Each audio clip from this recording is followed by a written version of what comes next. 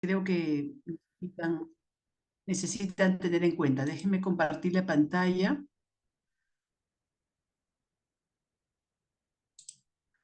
Un minutito, acá estamos, share.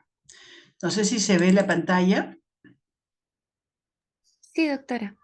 Ya. Ok, entonces vamos a comentar. Siempre que hablo de ética de la investigación, eh, empiezo por esta diapositiva, ¿no? Si se puede ser científico y ético a la vez, o más ético que científico, o más científico que ético, ¿no?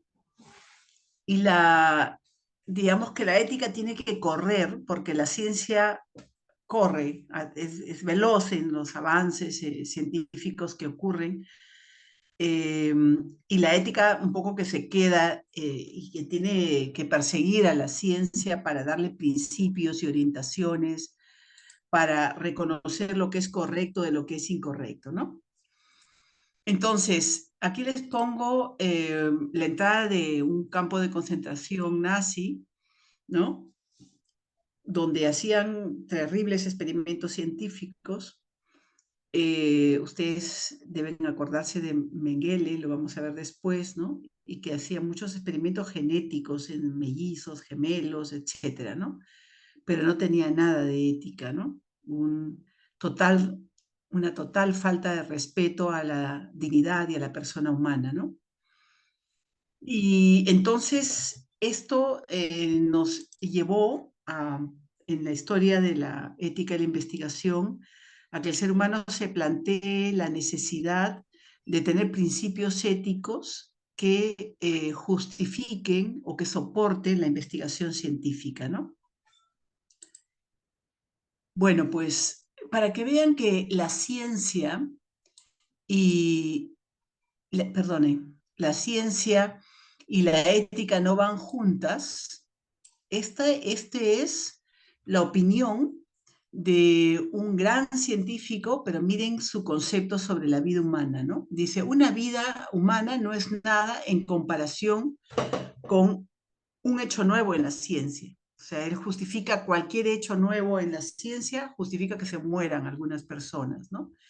El objetivo de la ciencia es el avance del conocimiento humano, incluso mediante el sacrificio de la vida humana. No conocemos un valor más alto al que puede ser puesto el hombre. Eso lo dice un famoso químico, ¿no? En Nueva York, ¿no? Entonces, ¿cómo puede ser posible que se justifique la pérdida de vidas humanas por, diríamos, un avance científico, ¿no?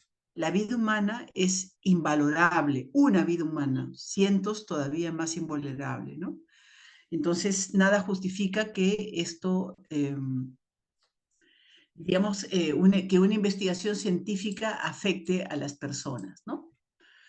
Bueno, las primeras investigaciones experimentales documentadas fueron justamente con las vacunas, ¿no? En el siglo XVIII.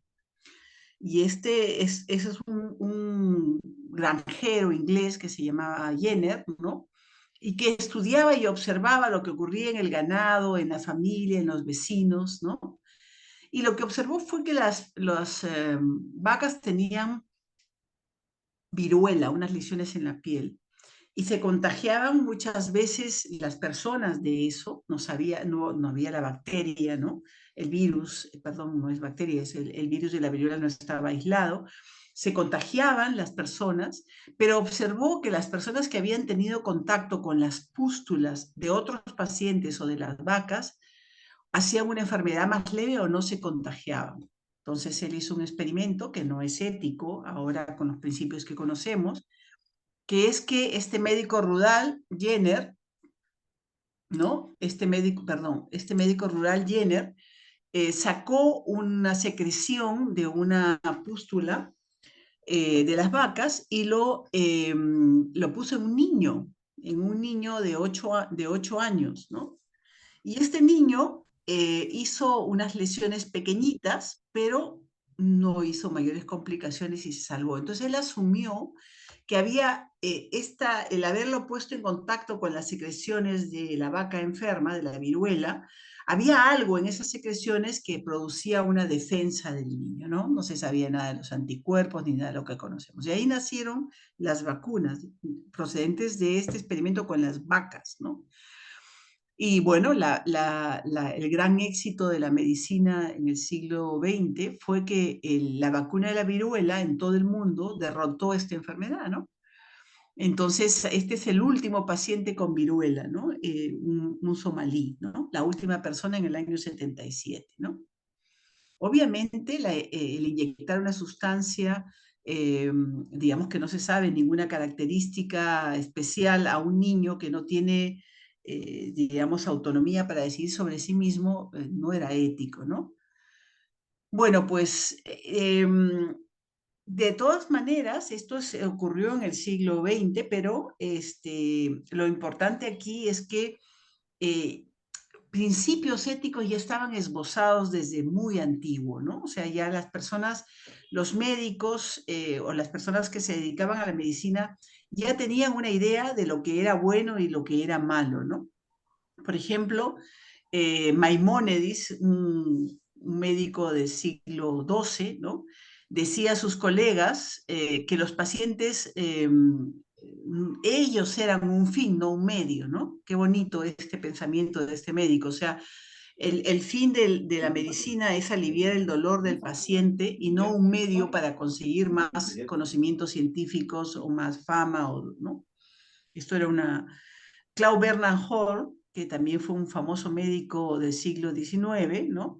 Dijo esto que es muy bonito, ¿no? O sea, ya los médicos tenemos desde hace muchos siglos principios éticos, ¿no? El primer principio de la moral médica consiste en no desarrollar jamás un experimento en una persona que le pueda significar un daño a la persona, ¿no? Nosotros en el Comité de Ética de Investigación que formó parte hace ya algunos años, valoramos muchísimo que el proyecto de investigación no significa riesgos para la persona, ¿no? Que no significa riesgo. Y eso tiene que estar escrito en los aspectos éticos del proyecto de investigación, ¿no? Luego, bueno, pues si bien hemos escogido algunos ejemplos, ¿no? Pero hemos visto también que la medicina se distorsionó, se fue por un camino equivocado. Por eso empecé pues, poniendo una foto de un campo de concentración, ¿no? Está el famoso médico Mengele, ¿no? Que hacía experimentos atroces, ahí les leo algunos, ¿no? Los prisioneros eran introducidos en tanques con baja presión para determinar cuánto podían sobrevivir con poco oxígeno, ¿no? Y con eso trataba de extrapolar esta situación a los pilotos de la Fuerza Aérea, ¿no? Luego ponía a los prisioneros judíos en tanques de agua helada para ver cuánto podían sobrevivir los pilotos alemanes en hielo, quería calcular el cuánto podían sobrevivir, y para calcular cuánto tiempo vivían, congelaba a las personas, ¿no? Y así les inyectaba, digamos, el germen del tifus exantemático y ahí trataba de hacer vacunas, en fin, ¿no? Todo eso obviamente sin autorización de las personas, ¿no? Pero si bien uno ante los nazis se impresiona y dice, bueno, esto es impresionante, ¿cómo es posible que haya ocurrido esto en la humanidad? Ya esto ocurrió en la Segunda Guerra Mundial, ustedes conocen, pero los americanos en el año 1962 publicaron este estudio en una prestigiosa revista, el JAMA, ¿no? Básicamente consistía en inocular el virus de la hepatitis a niños que estaban en situación de abandono en una especie de guarderías públicas, ¿no? No le ponían el virus de la hepatitis y veían la historia natural, cómo el niño iba teniendo el periodo prodrómico, cómo se iba poniendo ictérico, cómo iba eh, recuperándose a las 4 semanas, cómo tenía un segundo ataque, etc. O sea, describieron la historia natural de la enfermedad, de la hepatitis A, que después todos hemos estudiado en los libros, a costa de inyectar a los niños, ¿no? Este virus y observarlos, ¿no? Esto fue un experimento terrible, ¿no? Publicado, y este era un médico notable, Saul Krugman, ¿no? Este experimento, estos son los niños de este centro, que es en esta ciudad de Willebroek, ¿no? Y ahí estaban todos, ¿no? Y eran niños con retardo mental, abandono social y pobres, ¿no? Bueno, pues esto es un resumen de este experimento que ocurrió entre el año 58 y el año 70. O sea, bien lejos de la Segunda Guerra Mundial. Ya debimos haber aprendido de los errores que ocurrieron a nivel de la experimentación científica por estos nazis y volvemos a reincidir en hacer injustificadamente experimento de estos niños. Esta es una foto de estos niños a los cuales se les inoculaba el virus de la hepatitis A, ¿no? Bueno, yo solamente les quiero decir que existen principios bioéticos, existen varios, estos son los más importantes, ¿no? Y voy a empezar por el más importante. El más importante es la autonomía. Entonces, la ética de la investigación se basa en el principio de autonomía, en este caso de la persona que va a entrar en el estudio de investigación, ¿no? La persona tiene que libremente, informada adecuadamente, aceptar los riesgos y los beneficios que le implica entrar o ingresar en un estudio de investigación. El más complejo son los ensayos clínicos, ¿no? Eso es en ética de la investigación. En la relación médico-paciente, ¿no? El principio de autonomía es que el paciente decide sobre su salud, ¿no? Participa en las decisiones de su salud. Si quiere operarse de algún tema, si quiere recibir quimioterapia, si quiere dejar la quimioterapia, etcétera, ¿no? Luego existe un principio importante que está abajo, que es el de la no maleficencia, ¿no? Y ese es un principio médico que significa primero no hacer daño, o sea, cualquier decisión médica, incluyendo los trabajos de investigación, primero no tienen que producir daño en las personas. Y eso también es una cosa que nosotros evaluamos cuando ustedes mandan protocolos de investigación para ser aceptados en el Comité de Bioética. ¿Por qué? Porque lo que hacemos es revisar si ese protocolo, ese estudio va a implicar algún riesgo y algún daño en la persona, ¿no?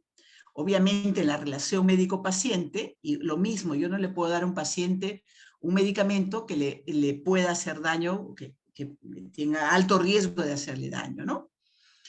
Y luego está a la izquierda, van a ver el beneficio de beneficencia, que es el que tiene, es un principio bien interesante el de beneficencia, porque es el que tiene que llevarse a lo largo de toda nuestra vida profesional, ¿no?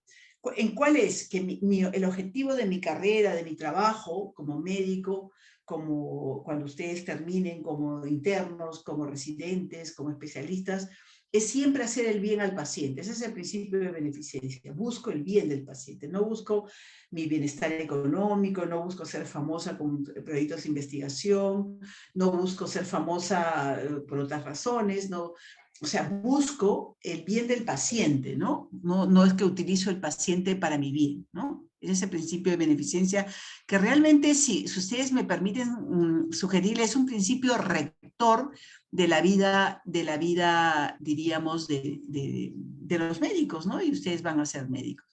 Y el principio de justicia es que todos son iguales, ¿no? O sea, todos son iguales, a todos se les da las mismas chances, digamos, las mismas oportunidades de recibir un tratamiento médico, ¿no? Después de la Segunda Guerra Mundial, cuando ocurrió esta barbarie nazi, nació el Código de Nuremberg, ¿no? El Código de Nuremberg es un poco largo, pero lo más importante del Código de Nuremberg es el hecho de que cada persona que va a entrar en un estudio de investigación tiene que firmar un consentimiento informado. Pero esa persona libremente, sin ninguna coacción, tiene que firmarla, pero esa persona tiene que estar digamos, haber comprendido, y el médico o el investigador le debe haber explicado los detalles, los objetivos de la investigación, la metodología, los beneficios, los riesgos y sobre todo que puede en algún momento poder retirarse del estudio cuando quiera. O sea, mantiene, se respeta la libertad de la persona para entrar y para salirse, ¿no? ¿Ok? Entonces, ahí nace el consentimiento informado, ¿no? Este es un ejemplo interesante, ¿no? Pero más que nada se relacionan a los principios de bioética que acabamos de hablar hace unos minutos, quizás esta diapositiva debió ir antes. Les cuento el caso, ¿no? Una niña de 5 años con insuficiencia renal progresiva de mala evolución en hemodiálisis, ¿no? Le plantean un trasplante, se rechazan como donantes 2 hermanos, la madre no es histocompatible, el padre sí lo es y puede dar el riñón, y le dice, el nefrólogo se reúne a solas con el padre, le dice que el propósito de su hija que el pronóstico es incierto, ¿no? Y entonces el padre decide no donar. Dice, no, tengo miedo, me falta, no sé, valentía, no sé si va a funcionar en mi hija, etc. Y entonces dice, puede donarle un cadáver, en fin, ¿no? Pide al nefrólogo que le diga a su familia que no es compatible. Le pide al nefrólogo mentir, ¿no? Tiene miedo del rechazo familiar y le acusan de permitir la muerte de su hija. El médico decide comunicar a la esposa que su marido no debería donar el riñón por razones médicas, ¿no? Entonces ahí uno siempre, en el día a día de la carrera médica y en el día a día de la investigación científica, siempre tiene dilemas éticos, ¿no? Entonces, por ejemplo, acá se ha vulnerado un principio de bioética, ¿no es cierto?, que es el principio de beneficencia. O sea, si uno mira el bien de la niña, el bien de la niña es que reciba el riñón, ¿no? Y de quien sea más disponible, ¿no? De que sea más posible recibirlo, en este caso del padre, ¿no? Entonces, no se ha cumplido con ese principio de bioética, ¿no? Bueno, el médico se prestó a ocultar las razones del padre, pero el médico, más que hacerle caso a lo que le diga el papá, lo que tiene que hacer caso es a su propia conciencia y a sus propios principios, ¿no? Esto ya lo hemos comentado. Lo que ahora nos rige en la investigación médica es la Declaración de Helsinki, ¿no? Es muy larga, pero yo he escogido algunos, ¿no? Algunos de los principios que me parecen mucho más bonitos y más importantes. Por ejemplo, el propósito de la investigación médica en seres humanos es comprender las causas, la evolución, los efectos de las enfermedades, mejorar las intervenciones preventivas, diagnósticas y terapéuticas. Es decir, la investigación no es para ser uno famoso, no es para que la industria farmacéutica se llene de dinero con una vacuna, con una medicina, es porque detrás hay seres humanos que van a recibir una utilidad, o sea, van a ser beneficiarios de esa investigación, ¿no? Incluso ustedes que van a hacer su tesis, la investigación no es para hacer su tesis, ahí hay, por ejemplo, una distorsión que me permito reflexionar con ustedes. ¿Y cuál es la distorsión? Que uno dice, bueno, yo estoy haciendo un trabajo de investigación en recién nacidos, de neonatología, de tal, estoy viendo la glucosa basal o que fuere, ¿no? Ya, perfecto. ¿Y eso para qué lo haces? ¿Para qué tengo que hacer para graduarme de médico? Eso no es un objetivo. El objetivo de la investigación es hacer el bien a las personas. Entonces, tenemos que cambiar el chip y bueno, estamos buscando el bien y de paso nos va a servir para nuestra graduación, ¿no? El médico, y bien en el punto 9, tiene el deber de proteger la vida, la salud, la dignidad, la integridad, el derecho a la intimidad y la confidencialidad de la información. Siempre cuando revisamos los aspectos éticos, revisamos mucho la confidencialidad, que es el resguardo de la información que le da el paciente, porque imagínense que fuera un estudio de investigación sobre factores de riesgo para adquirir SIDA, ¿no? Y entonces el cuestionario implica conductas sexuales, 9 parejas, etcétera, etcétera, ¿no? Entonces, obviamente, eso no puede, digamos, esa información no puede ir de una mano a otra, ¿no es cierto? Se va a resguardar la información, obviamente la confidencialidad, el anonimato, y no tiene que significar riesgos, ¿no? La investigación debe ser hecha por personas calificadas. Siempre hay riesgos, costos y beneficios, ¿no? O sea, Bueno, no siempre, porque si estudio una base de datos secundaria no hay ningún riesgo, ¿no? Pero si hago un verdadero trabajo de investigación, ¿no? En seres humanos siempre hay un riesgo, ¿no? Ahora que hemos visto en la pandemia los ensayos clínicos sobre vacunas, ¿no? Con las vacunas, ¿no? Obviamente son vacunas nuevas y hay que ponerlas, y ahí me acuerdo yo, para ponerles un ejemplo, que en la vacuna de AstraZeneca se empezó a ver que había efectos de trombosis venosa profunda en mujeres jóvenes en Inglaterra, ¿no? Entonces, hasta que no aparecían esos efectos adversos, no se sabía, ¿no? Entonces, había el riesgo de que ocurriera algo que no estuviera escrito, que no estuviera previsto, ¿no? Pero también había beneficios. El beneficio es que te protegía, te daba inmunidad ante un virus que era mortal, ¿no? O que era con frecuencia mortal, ¿no? Y bueno, todo tiene sus costos y el financiamiento. Esto ya lo hemos hablado: privacidad, confidencialidad, el consentimiento informado, que debe ser muy, muy, muy minucioso, ¿no?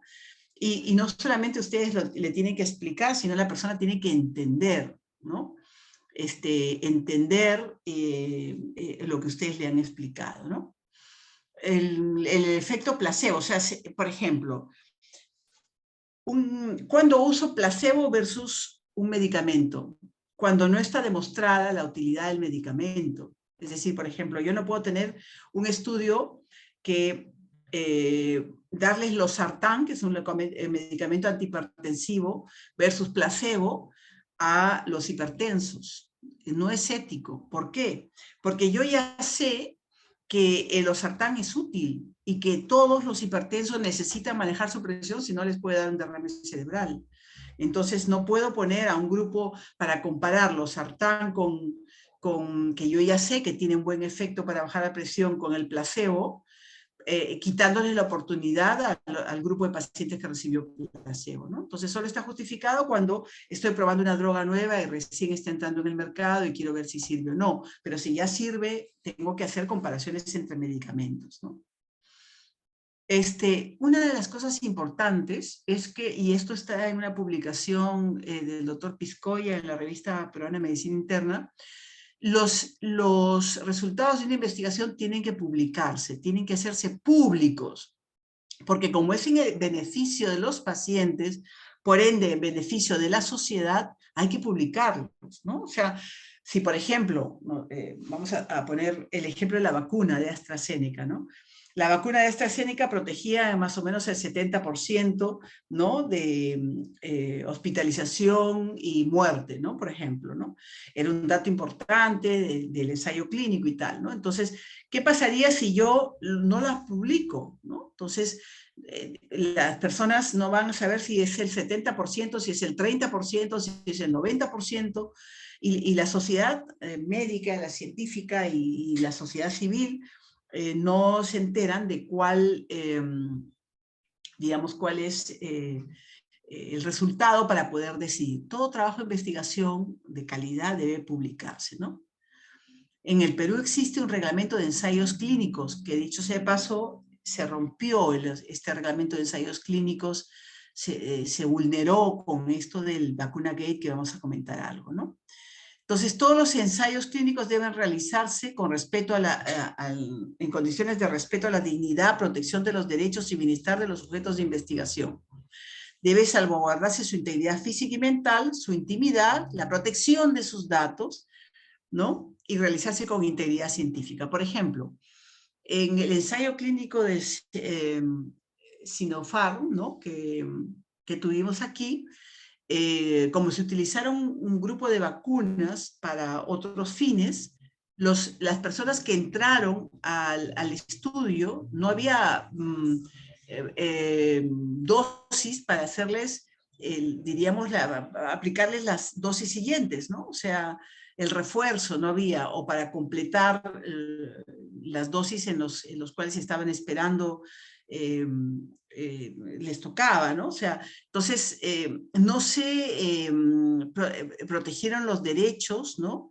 Y no se buscó el bienestar de los sujetos de investigación, ¿no? Bueno, el consentimiento informado ya lo hemos comentado, ¿no? Eso sí, ya lo hemos comentado, ¿no? Acá el patrocinador, seleccionar los investigadores, tienen que ser competentes y bien capacitados, y el investigador principal es el que almacena, dispensa y utiliza y recoge según lo establecido en el protocolo de investigación. Nosotros tuvimos un investigador principal que decidió sobre las vacunas sin mayor criterio más que lo que le parecía, ¿no? Todo eso tendría que haber estado escrito en el protocolo y haberse ceñido a eso, ¿no? Entonces, a propósito, en una investigación sobre todos los ensayos clínicos, que son los más rigurosos, el protocolo de investigación aprobado, el protocolo de investigación, debe respetarse como si fuera la constitución peruana, ¿no? O sea, nos ceñimos todos a respetarla, ¿no es cierto? Igual que una ley, ¿no? Todos respetamos la ley, ¿no? No puedo saltearme la ley por ninguna razón, ¿no? Igual, el protocolo es un documento que todos los investigadores deben regirse, sobre todo el principal, ¿no? Entonces aquí era el tema del vacunagate, que fuimos un escándalo en el mundo, ¿no? Porque se usaron dosis que correspondían, primero que eran dosis medias como un regalo, y ya nadie sabe qué fines tendrían esas dosis o por qué les dieron el regalo, pero además usaron dosis que pudieran haberse puesto en peruanos y haberles salvado la vida de repente, ¿no? Esto fue una vergüenza, ¿no? O sea, una vergüenza pública. Esto lo he sacado de la BBC, imagínense, en Londres, ¿no? Esto es una cosa que nunca debería volver a ocurrir, ¿no? Bueno, es una universidad prestigiosa, ¿no? Por una decisión de un investigador principal, pues cometió estos errores, ¿no? Estos, más que errores, estas faltas, ¿no? Y más que faltas, quizá delitos, ¿no?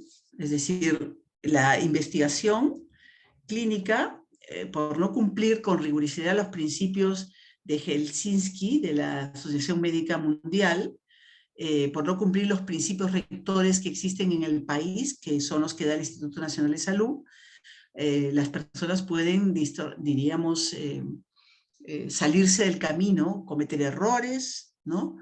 Y cometer faltas, cometer delitos, ¿no? Bueno, y este es otro tema interesante que me parece muy importante y se los voy a decir, les voy a poner ejemplos. Hay muchas tesis nuestras, yo llevo, como ustedes saben, eh, muchos años enseñando el curso de tesis, de titulación de tesis con el equipo del INDICIT, ¿no? Y entonces hay muchas tesis parecidas que solo les cambia la población. Digo, bueno, voy a estudiar obesidad y ejercicio y obesidad en internos de medicina. Yo hoy día revisaba un proyecto así, ¿no? Viene después de medio año otro que dice, yo voy a hacer la tesis en ejercicio y obesidad en internos de medicina, ¿no? Es igualita, ¿no? Simplemente estamos cambiando de la Universidad Ricardo Palma. Ahora, viene el otro y dice, yo voy a estudiar insomnio con estrés con insomnio, al revés, ¿no? Primero la variable independiente. La condición de estrés relacionada con insomnio, uno estudia en los estudiantes de medicina, otro estudia en los internos, otro estudia en los residentes, otro estudia, en fin, o sea, son muy parecidas, ¿no? O sea, entonces yo me pregunto muchas veces cuánto de plagio habla en nuestras tesis, ¿no? O sea, incluso hasta plagiamos hasta la idea, ¿no? De repente el otro pensó, pero yo me copio la idea, simplemente le cambio de... entonces, el plagio, incluso, aunque el Turnitin no diga que más del 25%, que es digamos, el punto de corte para decir que hay plagio o no hay plagio, ¿no? Las ideas tendrían que ser... digamos, de cada uno, ¿no? No copiarse la idea de los años anteriores, ¿no? Acá les pongo unos ejemplos, ¿no? Esto es en el año 2011, esto fue un ministro de defensa alemán, Zu Gutenberg, ¿no? Que era un político con alta reputación y quien perdió su título de doctor en Derecho tras descubrirse que habría plagiado solo 20%, ¿ah? O sea, él habría pasado nuestro Turnitin. Imagínense, o sea, nuestro Turnitin es más del 25%. Él habría pasado nuestro Turnitin. Como plateó el 20%, tuvo que renunciar y le retiraron el título. Y este es otro caso de otro político, el presidente de Hungría, ¿no? Él era doctor en Derecho, creo también, pero este se había plagiado casi todo, mira, en 197-215. Dimitió el presidente de Hungría, ¿no? Nosotros tenemos a Castillo, que ese sabía que había plagiado su tesis con su esposa, y bueno, ni siquiera comentaba, o sea, es decir, no se movía ni una ceja, o sea, le parecía normal, ¿no? No es normal plagiar, no es ético, no es correcto, ni como personas, ni mucho menos como investigadores, ¿no? Este es otro caso de un científico, le llaman el síndrome Publish o Perish, es un doctor que se llamaba Slutsky de la Universidad de California.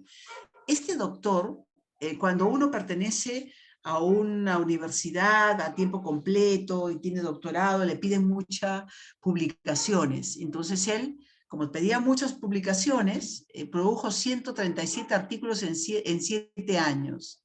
Publicó un artículo cada 13 días. Esto fue a una comisión investigadora y se comprobó que el 56% de los trabajos era de dudosa validez. 56, más de la mitad, y 9% eran fraudulentos, ¿no? Y esto creó un síndrome, el síndrome Publish, o sea, el síndrome de querer publicar y publicar cualquier cosa, ¿no? Y bueno, esto ya lo hemos comentado. Siempre mencionar las fuentes. Esto es otro tema, ¿no es cierto? También ético, en ética de la investigación. Siempre, cuando uno pone, por ejemplo, un cuadro, estoy poniendo un cuadro aquí, tengo que poner la fuente, el Sistema Único de Información y Vigilancia Epidemiológica, ¿no? De la Seguridad Social Mexicana, por ejemplo, ¿no? Entonces, la fuente es importante. Pueden poner autoría propia, no sé, elaboración propia, lo que quieran. No es costumbre, si no dice la fuente, se supone que es autoría propia, se supone, ¿no? Pero siempre tienen que poner la fuente, ¿no? Esto ya lo hemos contado. No usar el copy-paste, eso debemos desterrar de nuestra mente. Y bueno, y esto ocurre en el Perú, ¿no? Hay grupos que elaboran tesis, ¿no? Que uno les paga y les dice, quiero que me hagas una tesis, ¿no? Sobre la asociación entre diabetes y uso de, no sé, de cocaína en personas de Lima Metropolitana, y ya está. Entonces ellos hacen sus objetivos generales específicos, su metodología, sus hipótesis, inventan los datos, ¿no? Se inventan los datos, la hacen significativa con un P, las curvas, y te entregan la tesis y le pagas dinero, ¿no? Obviamente eso es un súper delito, ¿no? Y quizá me falta un comentario que lo dijeron al principio, que es el conflicto de intereses, ¿no? Bueno, quizás ya salgo de compartir pantalla y podemos conversarlo ya así, ¿no? Es el conflicto de intereses, ¿no? ¿Qué quiere decir? En toda publicación científica y en todo trabajo de investigación que generó esa publicación científica, la persona o las personas que lo hacen siempre tienen su filiación. Por ejemplo, nosotros en el MISIP ponemos filiación Universidad Ricardo Palma, ¿no es cierto? Esa es nuestra filiación, ¿no? Pero puedo no ser del MISIP, puedo ser del Laboratorio Farmacéutico Roche, ¿no? Entonces, esa es, debería poner que yo trabajo en el Laboratorio Farmacéutico Roche, y poner al final del trabajo de investigación, tanto en el trabajo mismo como en la publicación, poner conflicto de intereses, trabajo en el laboratorio Roche, ¿no? Porque de repente estoy estudiando un medicamento producido por laboratorio Roche, ¿no? Entonces, eso tiene que estar registrado. No podemos ocultar nuestros conflictos de intereses, ¿no? Si no es eso, se puede, no tengo ningún conflicto de interés, ¿no? Allí donde ocurre conflictos de intereses es con la industria farmacéutica, porque La industria farmacéutica es la que financia muchos de los grandes trabajos de investigación. Son grandes pasos en el desarrollo científico, eso es verdad, ¿no? Pero hay que saber analizar con mucha precisión. Por ejemplo, si nosotros vemos medicamentos que tienen resultados espectaculares de estudios que incluyen miles de pacientes, vemos los conflictos de interés y vamos a vernos que está financiado por la industria farmacéutica. Y a veces la industria farmacéutica, cuando hay resultados negativos, no los publican. Es decir, si el medicamento tal no funciona, pues no lo publican, que se sigue usando nomás hasta que se den cuenta, ¿no? Y si hay un éxito rotundo, eso sí lo publican como bombos y platillos, pero sí, igual uno encuentra allí un reglón en la parte final que es conflictos de intereses, ¿no? Básicamente es en relación a la industria farmacéutica porque corren intereses económicos, ¿no? Si no hay dinero de por medio, uno no tiene ningún conflicto de interés, ¿no?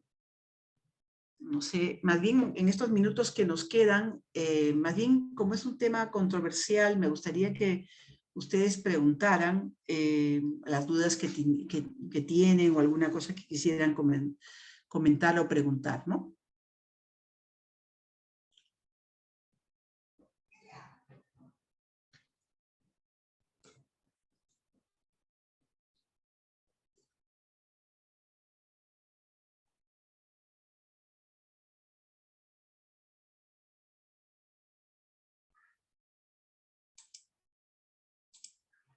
No sé si Eddie, Francisco, Stephanie, Andrea, no sé, ¿alguien de ustedes tiene alguna duda, algún aporte, algún comentario?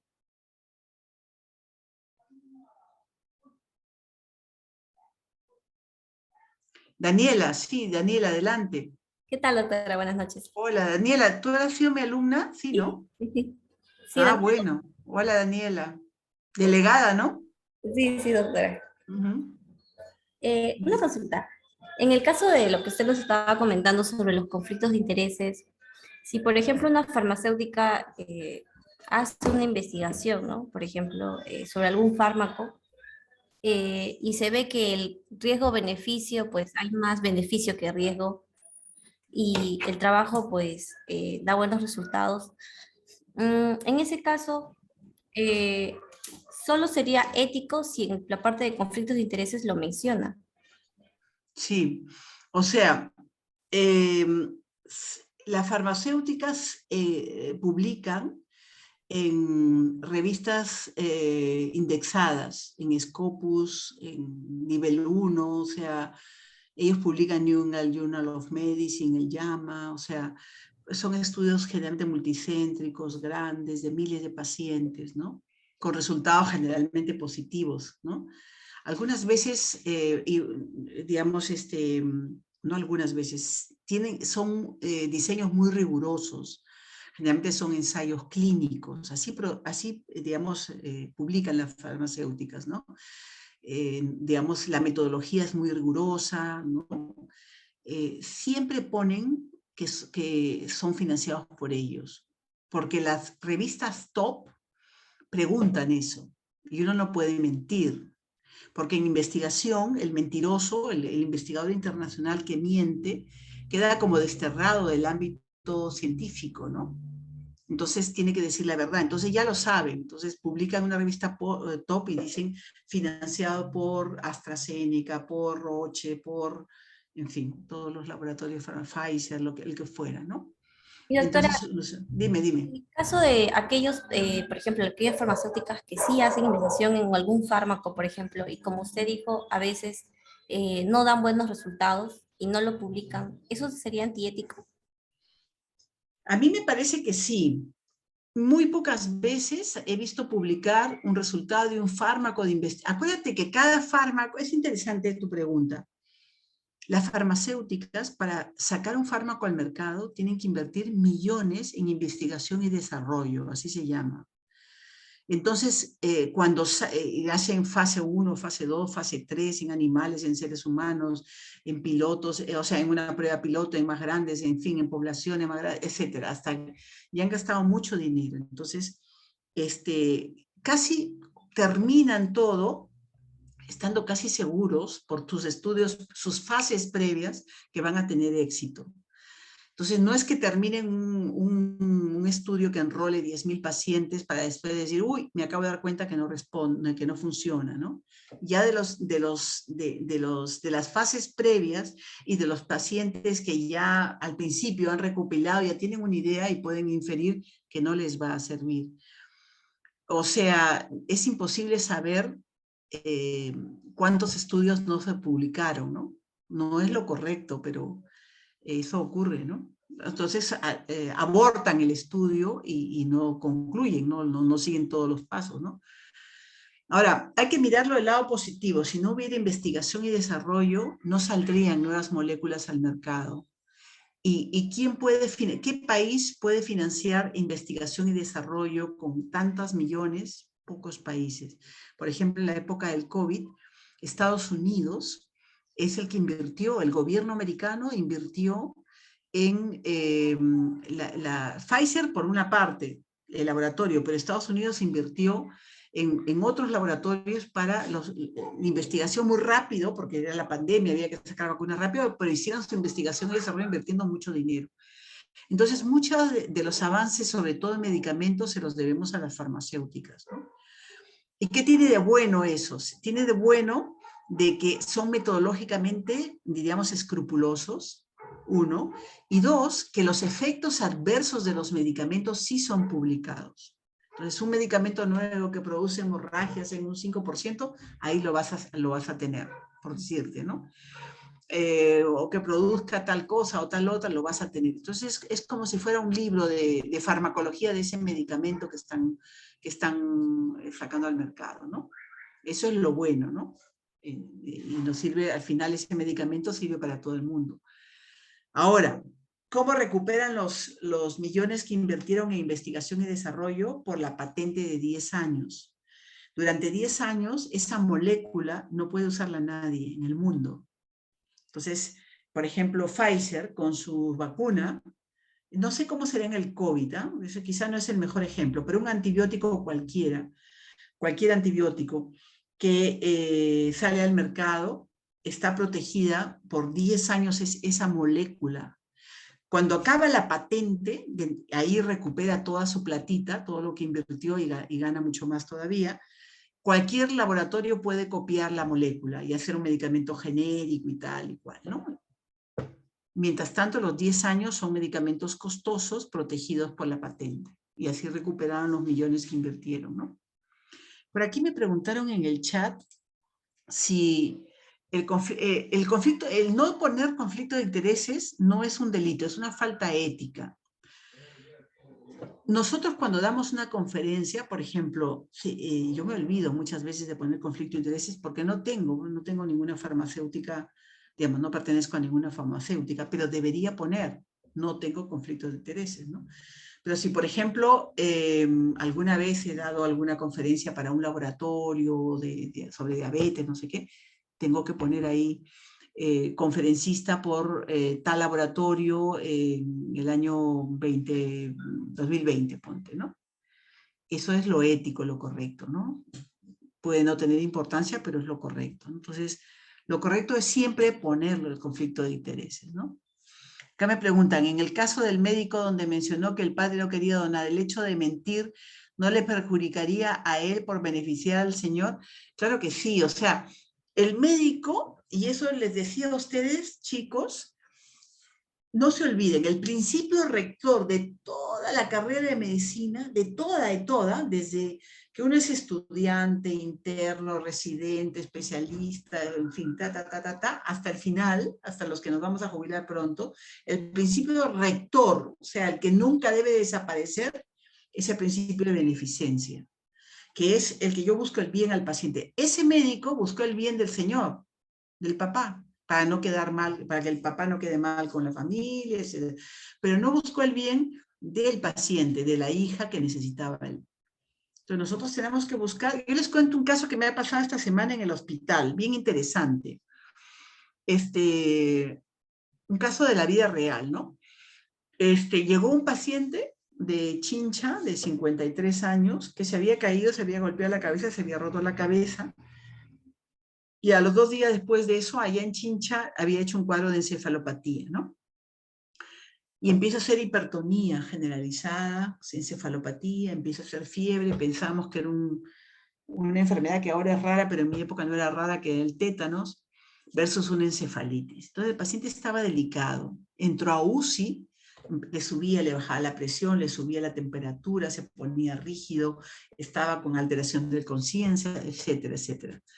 Entonces entró a la UCI de los emergenciólogos, estuvo en ventilación, salió, mejoró un poco, pero seguía confuso, seguía con fiebre y terminó en mi servicio, ¿no? Y entonces un buen día la presión le subía y le bajaba y tenía indicación de ir a cuidados intensivos para que le regulen la presión. Le conseguimos una cama en UCI, ahí hablando con los intensivistas tal, y la familia dice, no, como ustedes no tienen diagnóstico todavía, me lo llevo a Chincha, la ciudad de Chincha.